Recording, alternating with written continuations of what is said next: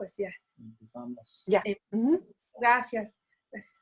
Hola, ¿qué tal, amigos? Buenas tardes. Es un honor para mí participar en la Feria del Libro Infantil y Juvenil del Estado de Hidalgo 2020. Mi nombre es Mayra Benítez.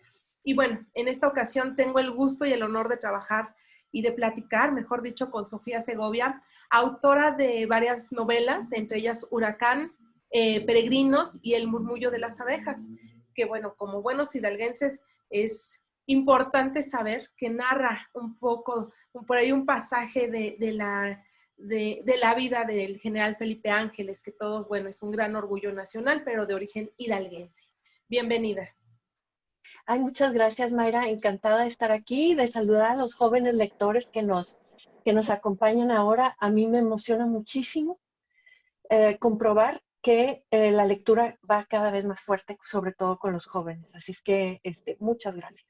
Sí, gracias. Y de hecho, ese es el objetivo, finalmente, acercar a los jóvenes a la lectura y abordarlos desde diferentes ángulos, ya sea la historia en este caso, que se acerquen a la historia en una parte novelizada que tú nos hiciste ese gran favor con ese murmullo de las abejas, que fue nombrada por iTunes, ¿no? Novela, la mejor novela del 2015. A ver, cuéntame un poquito.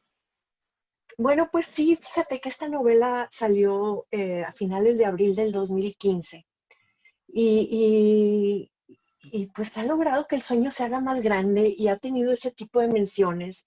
Sigue siendo una novela muy leída en México y ahora tengo la fortuna también de que en el mundo, ¿no? Y me encanta también que pues también ha tenido estas distinciones en inglés, en libro publicado en inglés, pues ha sido muy bien reseñada por grandes medios y nombrada también, pues una de las novelas que tienes que conocer para conocer la literatura latinoamericana.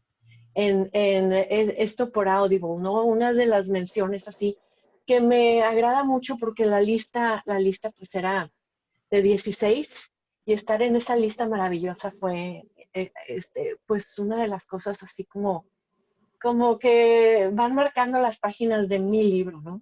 Claro, y de la historia de México finalmente dentro de la literatura, porque ya cuando trasciendes fronteras, ya ese llevar tu conocimiento, nuestra historia, tu talento a otros lugares, bueno, es un orgullo, por supuesto, y te vuelve una lectura obligada a nosotros como mexicanos, definitivamente. En este caso ya tiene 15 traducciones, 13. 13 por lo pronto, pero esto está sucediendo constantemente. Hace poco que hablábamos, tenía 7, bueno, ahora ya tiene 13. 13. Sí, estoy muy emocionada porque dijiste algo bien bonito. Fíjate que aquí en México abrimos la puerta a la literatura de todo el mundo. Sí. Y es algo que a mí me agrada mucho porque me parece que la literatura nos da una mirada al mundo.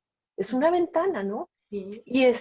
Y me gusta mucho que por lo menos yo creo que hay más autores así, en mi caso no lo sé, pero ir a invitar al mundo a dar esta mirada también a México, que conozcan México en todas sus dimensiones, ¿no? No nada más el estereotipo que son ahí fuera, sino nuestras historias, nuestras raíces profundísimas, por ejemplo, en la familia. Y bueno, además, pues toda la historia de México, no nada más la centralista que se cuenta casi siempre, ¿no? Que es esta muy central, se decide qué personajes entran, se decide qué personajes quedan fuera y además qué regiones de este país quedan fuera. Sí. Y yo vivo en una región que queda fuera, entonces soy muy sensible a este tema. Yo vivo en el noreste de México, vivo en Monterrey. Y yo te puedo asegurar que todos los lectores que ahora nos escuchan, pues nunca han leído en un libro de historia nada sobre Monterrey. Y entonces voy mucho tras eso, y tú hace rato mencionabas al general Felipe Ángeles, que ustedes yo sé que lo conocen mucho porque era de Hidalgo, pero en realidad es un personaje muy oscuro me refiero, oscuro porque lo han lo han ido sacando de la narrativa principal, ¿no? Me refiero a la principal, la que lee el estudiante común de historia, ¿no? Los que estudian más, pues lo conocen. Yo lo conocía muy poco y lo descubrí a través de una anécdota familiar, fíjate, y fui a investigar un poquito más. Y bueno, es un personaje, pues es entre doloroso y admirable también. Sí, porque definitivamente, bueno, siempre nos mencionan mucho a los dos personajes del norte, ¿no? Y de repente en el estado de Hidalgo conocen bien a Felipe Ángeles, pero nos vamos al resto de la República y falta este conocimiento, falta brillo al personaje. Y de hecho tengo entendido que hay una anécdota con tu tía abuela, que tuvo oportunidad de conocerlo. Bueno, no, lo que sucede es que mi tía abuela me la contó. Ajá. Ella estaba por nacer y es que a Felipe Ángeles lo nombran gobernador de esta región, del noreste, y pasa por Linares, viniendo del sur, pasa por Linares y saluda a su amigo que había estudiado con él en el colegio civil, en el colegio militar en Ciudad de México, muchos años antes, que es mi bisabuelo. Y mi bisabuelo, esta es la historia, es la anécdota, y es una anécdota real, o sea, esto pasó, yo lo novelizo y lo pongo le regalo esta anécdota muy familiar, la pongo en la novela y ahí está. ¿Por qué? Bueno, ahorita hablamos por qué decidí sí ponerla, pero ahí va.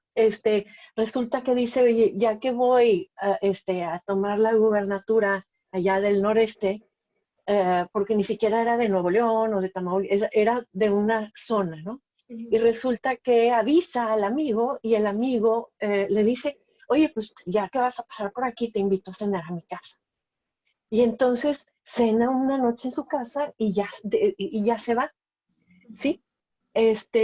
Unos días después, mi bisabuelo, y lo conecté todo por la historia o sea, cómo las anécdotas conectan con la historia.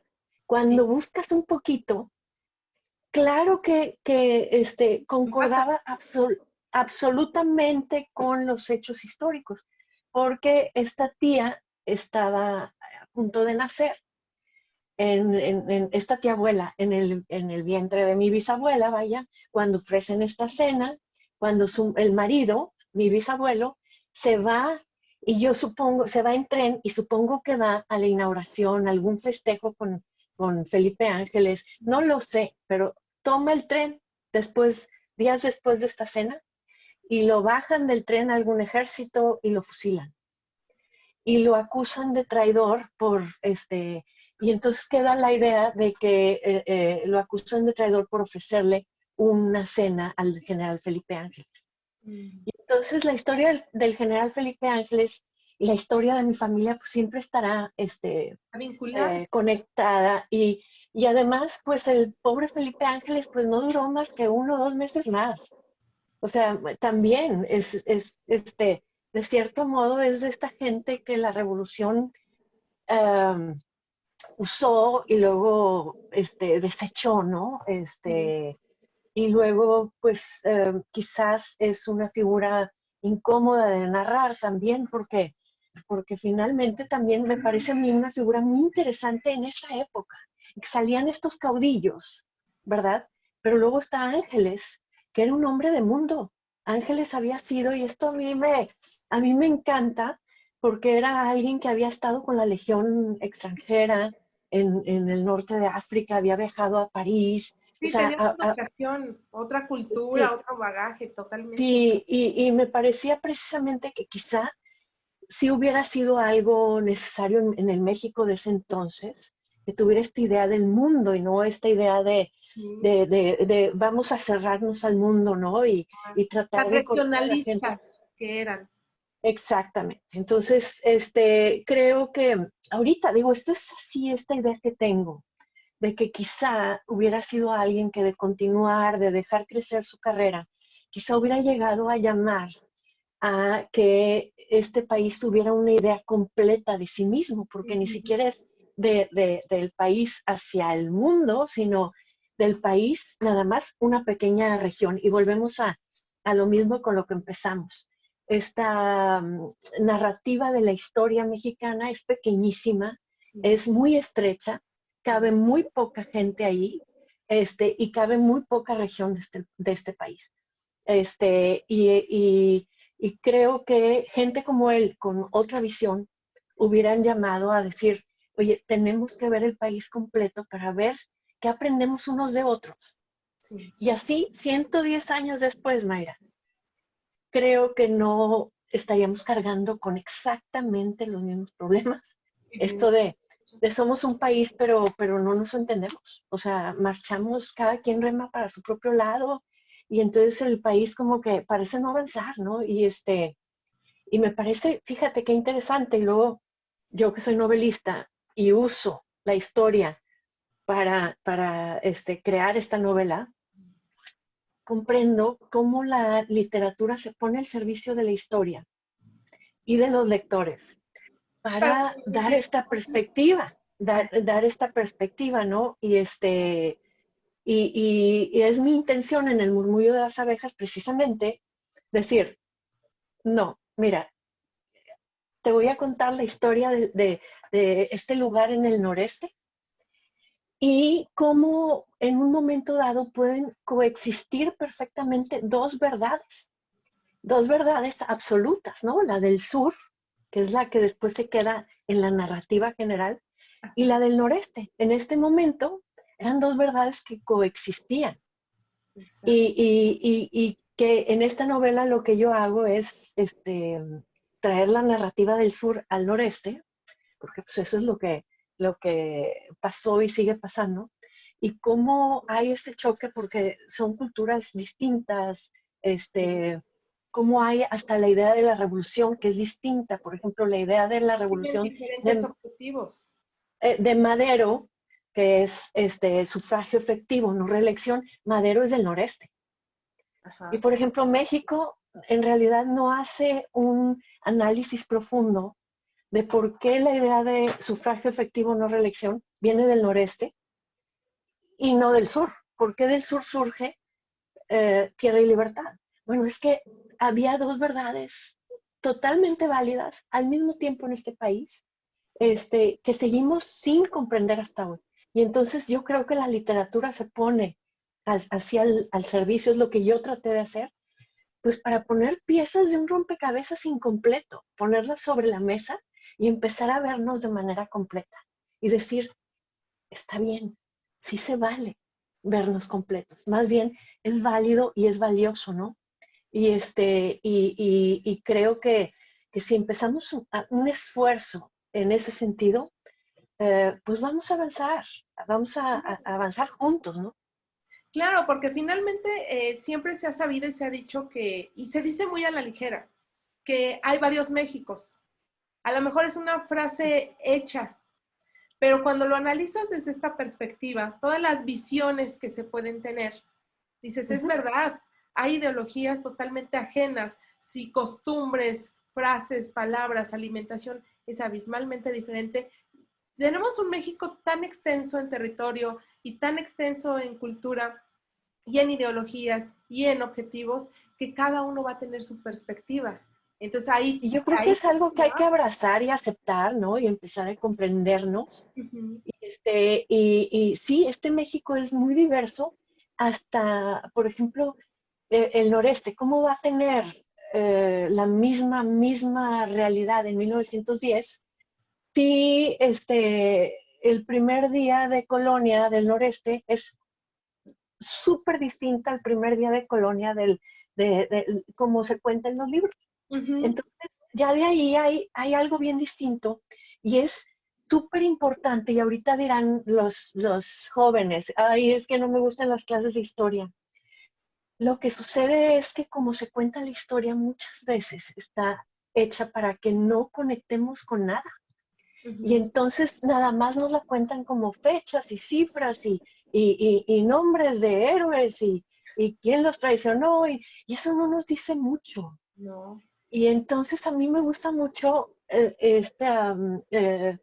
pues hacer el intento de contar la historia como un cuento, ¿no? Exacto, y perdón que te interrumpa, mira, yo como docente te lo puedo platicar desde esta perspectiva, lo hemos platicado. Los chicos de estas generaciones tienen que ser vivenciales, tienen que vivirlo para asimilarlo. A nosotros ya nos tocó una etapa en la que estábamos en el pupitre sentados esperando la información, y los que viajábamos o teníamos la oportunidad de accesos de documentos, libros, revistas, periódicos en casa, lo asimilabas mejor, pero no todos tienen esa oportunidad, porque no se fomenta en casa, porque no hay los recursos, por N cantidad de situaciones. Ahorita... Porque son generaciones sin interés en la historia, o sea, porque nunca te han hecho decir, ¿por qué es importante la historia? ¿No? Exacto. Entonces, por ejemplo, ahorita, si tú les llevas una plancha de metal, de las que usaban en la época de la Revolución, no les dice nada. Cuando les platicas el contexto de esa plancha, y a lo mejor te llevas tu carbón y tu anafre y los pones a planchar, créeme lo que te lo van a entender. A lo mejor nosotros, como todavía no estábamos tan alejados, yo lo pienso y digo, bueno, yo tuve la bendición de estar con mi bisabuela, mis bisabuelos, que él nos decía que vio la despedida de Porfirio Díaz en el tren. Imagínate, qué Entonces, padre. Digo, qué buena anécdota, ¿no? cada vez los chicos se van alejando más de estas circunstancias o de estas situaciones que nosotros sí pudimos a lo mejor compartir en familia, como en tu caso, ¿no? Esas anécdotas que dices, claro, ya la hice propia porque alguien de mi sangre me lo platicó, ya es vivencial. Sí, y sin embargo, de todas maneras, quizá las tenemos, las anécdotas. Ay, pues a mi abuelo lo fusilaron en la revolución, pero de todas maneras no te dice nada. Y fíjate también al contrario, y lo empiezas a conectar con la historia y empiezas a decir, yo estoy en la historia. O sea, de verdad existo en la historia, por más de que hagan esta narrativa histórica, tipo las estampitas como las veíamos en otras generaciones. Estas Ajá. estampitas de unos monitos de caricaturas y mirando no sé, A la para nada. otro lado. Y que no nos dicen nada y que no te conectan, o sea, es importante el ejercicio siempre de preguntarnos, ¿dónde estaba yo en 1910? Y es obvio que no habíamos nacido, ¿verdad? Es obvio. Espero que sea obvio. Es obvio que no habíamos nacido. ¿O dónde estábamos en 1918 en la epidemia de la influenza española? ¿O dónde estábamos? Bueno, ahí nos vamos preguntando, o sea, la historia, esta es la gran pregunta que nos debe de hacer. ¿Dónde estabas tú? Sí, no habías nacido, pero ahí estabas. Ya existía la posibilidad de ti. Y entonces en 1910, por ejemplo, yo ya estaba aquí porque mi abuelo y mi bisabuela ya habían tenido a la niña que era mi abuela. Ajá. Entonces yo ya estaba aquí. Qué Y esa interesante. conexión me hace decir, pues también es un milagro que siga yo aquí, porque después estuvo la influenza española y después cuánta cosa, ¿no? Y tenemos que decir, esto me conecta con la historia. Y luego también, en este sentido, somos seres históricos y ¿qué nos conecta con el futuro? Uh-huh. O sea, es la historia también, Y somos una hacer historia puente. constante. Ajá. Y en ese sentido, ¿por qué vale la pena cuidar México? ¿Por qué vale la pena cuidar nuestra vida ahora que estamos en otra pandemia? Uh-huh. Pues para que haya la posibilidad de nosotros 100 años más adelante. O sea, eso es algo bien bonito de la historia, me encanta. Y fíjate que hay una cita de Rudyard Kipling, Uh-huh. este escritor inglés que escribió el libro de la selva. Uh-huh. Después Disney lo acaparó y parece que ellos Bueno, a ti te gusta. inventaron la caricatura, pero es un libro, es de mis libros favoritos de la infancia. Y Rudyard Kipling decía que si la historia la contaran en forma de cuento, nadie lo olvidaría. Claro. Y todo el mundo la entendería, ¿verdad? ¿Por qué? Porque ¿qué pasa en los cuentos? ¿Qué pasa en las novelas? Te invitan a vivir de verdad otras vidas. Que bueno, no es tu mundo, no es tu tiempo, lo que sea, pero las vives y entonces regresas con una idea muy, nueva, muy fresca, muy distinta, a lo mejor sobre ti mismo. Ya no se diga del pasado, que además, Ajá. pero con esta conexión propia, no sé, me encanta. Y el murmullo de las abejas es este esfuerzo y me ha gustado mucho del murmullo. Y yo creo que por eso es que también ha tenido tanto éxito en México y en todos los países de habla hispana y bueno, ahora las novedades son de que en árabe y en croata y Wow, en ruso y en alemán, en muchos idiomas, qué rico. este, pues que me parecen a mí muy, muy lejanos, pero muy emocionantes. Y resulta que creo que es un libro que se lee muy fácil. Ujú. Es un libro que se abre y da la bienvenida al lector. Y es un libro que me ha encantado, por ejemplo, que a veces llegan muchachos terminando secundaria o de prepa y que me dicen, este libro me lo pasó mi abuela y me encantó y no sé qué. Ay, Y qué entonces a padre. veces llega con la abuelita, ¿verdad? Ajá. Cuando nos veíamos en las ferias de manera presencial, ¿verdad? O a veces llega la abuelita y me Ajá. dice, este libro me lo pasó mi nieta o mi nieto. Y eso a mí se me hace de cuenta como la más grande satisfacción. Porque yo Claro, creo que la literatura, y me lo han preguntado, es, ¿y tú para quién escribes? Y yo digo que yo escribo para seres humanos que quieren una historia muy humana, ¿no? Que quieren que les cuenten una historia muy humana. Y eso es lo que yo me propongo. Yo creo que nuestro derecho a ser humano no empieza a cierta edad y se acaba a cierta edad. O sea, yo creo que nos comprende a todos. Ahora, exacto. esta novela sucede en una guerra, entonces hay ciertos momentos que requieren un poquito de criterio, pero sí es una novela que a mí me emociona mucho también que los jóvenes se acerquen a ella. Formar a los chicos lectores, ¿no? Es una buena invitación para formarte como lector. Sí, y no, y fíjate, por ejemplo, a mí me encanta que lean novela juvenil, me encanta. Sí, Esta no es una novela juvenil, esta es una novela que me gusta pensar que es universal en muchos sentidos y es un reto para alguien que solo ha leído novelas juveniles, ajá, porque yo creo que hay que ir abriendo otras puertas. Esta novela creo que es una puerta que se abre con facilidad. qué Y rico. entonces que le da la bienvenida también al joven, ¿no? Al joven que va descubriendo nuevas aventuras en la lectura. Por Bueno, supuesto. es lo que he comprobado que ha pasado, así es que los invito. Qué padre. Sofía. Oye, y por ejemplo, me comentaste ahorita de cuando eran estas circunstancias que teníamos la bendición y no lo sabíamos de ser presenciales, ¿no? De Así. sentir el libro, leerlo, el autógrafo, la emoción del autógrafo y la dedicatoria. En este caso, ¿tienes alguna anécdota así que digas, esto me pasó en una feria y nunca se me va a olvidar y esto me lo quedo en mi... Tengo demasiadas anécdotas, porque, ¿sabes qué? Que es bien bonito que los lectores en serio se entreguen, les brillen los ojos, y yo soy alguien que tengo el propósito de que aunque pasen los años y aunque este libro esté hasta en el último idioma conocido de la humanidad, Swahili o yo no sé en qué,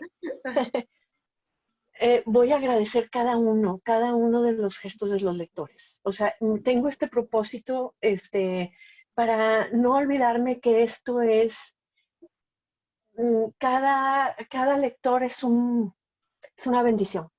Es Exacto. una bendición y significa todo el propósito, ¿no? Finalmente de lo que se trata un libro, finalmente, así el libro que sea, es en construir puentes. Y Exacto. entonces, sí, si yo construyo puente y no llega al otro lado, pues siento que me sentiría como incompleta, ¿no? Y entonces yo sí tengo este propósito. Pero, por ejemplo, una vez en la Feria del Libro de Guadalajara, que tienen estos programas te voy a decir, alternos. Invitan a algunos escritores a dar un paso fuera de la fil, que la fil es un gigante, ¿no? Pero Monstruo. nos invitan y nos llevan a los pueblos alrededor de Jalisco. Y Mm. entonces en una de esas me llevaron a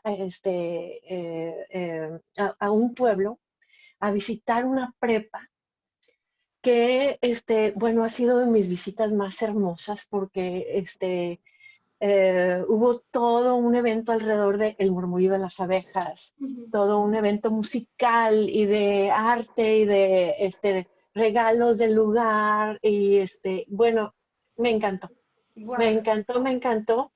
Y entonces lo que yo he descubierto a través de estas reuniones es que me gusta aceptar las invitaciones que se me hacen para ir a visitar secundarias o prepas, inclusive a primarias, pero en realidad es más cuando promueven la lectura entre las madres Ah, claro que de hacen la familia de lectura esa. para las mamás, para los niños. Así es, porque esa es otra cosa, que yo no creo que se puede promover tanto la lectura en niños, 20 minutos diarios, 20 minutos diarios. Suena muy bien, pero cuando el padre o madre de familia no lee, no hay ese gozo de la lectura compartida, que es un gozo, sino más bien es haz la tarea, haz la tarea. Entonces, me parece a mí cuando hacen eso en las escuelas de llamar a madres, invitarlas a que también se unan a la lectura, me encanta. Entonces, sí, fíjate, es algo que me ha gustado muchísimo y tener estas reuniones en pequeño o en grande con los jóvenes. Es un acercamiento muy interesante y muy rico, ¿no? Porque se aprende. Ahí es una retroalimentación vivencial con lo Y que nos amplía, porque creo cuestionan que, además. creo que, por ejemplo, mi pasaje por la juventud, que ya estoy más cerca de otra etapa, pero no implica que yo corte Ujú, los lazos esos, ¿no? ujú. Y me gusta entonces seguir, saber en qué edad, en qué momento estoy, claro que sí, pero no, yo creo que los jóvenes tienen mucho que mostrar, mucho que enriquecer, Así es. y yo sí, a mí sí me gusta mucho hacer esos vínculos. Qué interesante, Sofi. Oye, ¿y dónde podemos leer tu producción? Bueno, ya pueden encontrar todo en las plataformas digitales más comunes. Pueden encontrarlos en la página de Me Gusta Leer México, que es la de mi editorial, de Penguin Random House, y en todas las librerías de prestigio. Ahí pueden encontrar todos mis libros. Perfectísimo. Pues queda esta invitación para los chicos para que se acerquen. No sé si tengas algún otro comentario, perdón. No, yo nada más ahorita que estamos, mira, no nos podemos ver y se nos ha hecho esta cuarentena, se nos ha hecho centena y bicentena. Sí, Yo nada más les quiero decir a los muchachos que lean mucho, quédense en casa, o sea, aprovechen este tiempo, pero cuídense mucho, hablando de cómo la historia también nos espera en el futuro, aunque ya pasen 100 años y ya no estemos físicamente en este mundo, tenemos que estar en ese futuro. No podemos cortar nuestra posibilidad de futuro por un descuido. Sí, es largo, es cansado, pero vale la pena. Vale la pena por nuestra conexión con el futuro, nuestra posibilidad de futuro. Entonces, la vida vale la pena. Así es que a leer mucho, descubran esa parte de ustedes mismos o otro quehacer artístico, busquen algo. Pero sí, yo creo que es una oportunidad ahora para descubrir lo que tenemos nosotros dentro. A veces la vida transcurre con tanta prisa que no nos da tiempo de descubrir pues la beta artística que tenemos. Es que descúbranla y conéctense con su historia en el futuro también. exactamente. Fíjate qué interesante, gracias. Y es esta parte de que te dicen, no puedo viajar. Tienes libros maravillosos para viajar a cualquier parte del mundo con tu imaginación, con tu lectura vas a leer, vas a A volar. cualquier, a cualquier parte y a cualquier tiempo. Sí, qué rico. ¿verdad? O sea, la verdad, Qué em, rico. pero, pero hay que saber, por ejemplo, el otro día vi un cartón de estas caricaturas de cómo un libro es el mejor cubrebocas. Pues sí, porque cuando estás leyendo estás, Absorto. pues absorto y estás distanciado y estás, bueno, no tienes que leer con el cubrebocas, pero la mejor protección ahora es un libro. Pero de Claro, todas maneras, si tienen que leer, no se olviden de ponerse cubrebocas y lavarse las manos. exactamente. Sencillísimo, Tan fácil sencillísimo. como eso. Nos la pusieron fácil desde ese punto de vista. Y fíjate también en esa parte, ya para concluir, finalmente el bagaje cultural que te va a dar un libro, todo ese conocimiento, yo creo que esta caricatura que me mencionas es esa parte de no hables por hablar. Conoce, aprende, analiza antes de opinar, Sí, porque sí, bueno. estamos inundados de opinólogos. Bueno, es que el libro puede ser el mejor cubrebocas y el mejor casco y el mejor escudo del corazón y el De mejor. todo. Bueno, pues definitivamente, Exacto, definitivamente. Y el libro es el mejor ejercicio de la empatía, también. porque en el libro podemos convertirnos en personajes que nunca seremos, ¿no? Te hace universal. Este, en hombres si somos mujeres, o en mujeres si somos hombres, o en viejos cuando nunca hemos sido, o alguien del futuro, o alguien del pasado. Bueno, un libro es una gran aventura y eso es lo que debemos de ir a buscar a los libros. Todo lo que venga además es maravilloso, pero lean por leer una aventura. Exactamente. Así es que bueno, tenemos ya ese compromiso de seguir leyendo de los escritores, el compromiso de seguirnos regalando aventuras y narraciones fantásticas. Agradezco mucho tu presencia, Sofi Segovia. Gracias a la Feria del Libro Infantil y Juvenil del Estado de Hidalgo 2020 y estamos aquí para seguir leyendo y fomentando la lectura. Muchas gracias, Sofía. Un abrazo. Gracias a ti, gracias a todos. Bye, gracias.